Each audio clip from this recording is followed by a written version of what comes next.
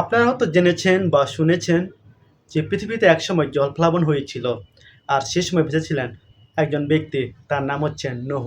সে নোহ তিনি সেই সময় কী করেছিলেন? একটা নৌকা বা একটা জাহাজ কী করেছিলেন? তৈরি করেছিলেন। কিন্তু আমরা জানি যে সেই জলপ্লাবনে সেই নৌকাতেই আপনারা শুনেছেন যে নোহ তার সন্তানদের নিয়ে সেই জাহাজে উঠেছিলেন। কিন্তু তার স্ত্রীকে সে নিতে পারেননি। কারণ তার স্ত্রী অবাধ্য হয়েছিল। তার স্ত্রী বাদ পড়ে গেছিল। আপনারা হয়তো অনেকে এটা শুনেছেন বা জেনেছেন যে সেই নৌকাতে শুধু তার সন্তানদের নিয়ে সে উঠেছিল। কিন্তু আসলে কি এটা সত্য? না, এটা সত্য নয়।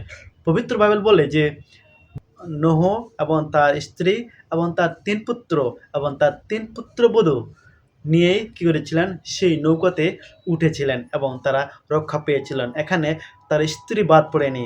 এমন এখানে বলা নেই যে পবিত্র বাইবেলে যে স্ত্রী তার বাদ পড়ে গেছেন। না, অনেকে আপনারা হয়তো জানেন যে স্ত্রী তার বাদ পড়েছে। কিন্তু না, নোহ তার স্ত্রীকে নিয়ে সেই নৌকাতে উঠেছিলেন। আর এটাই সত্য কাহিনী।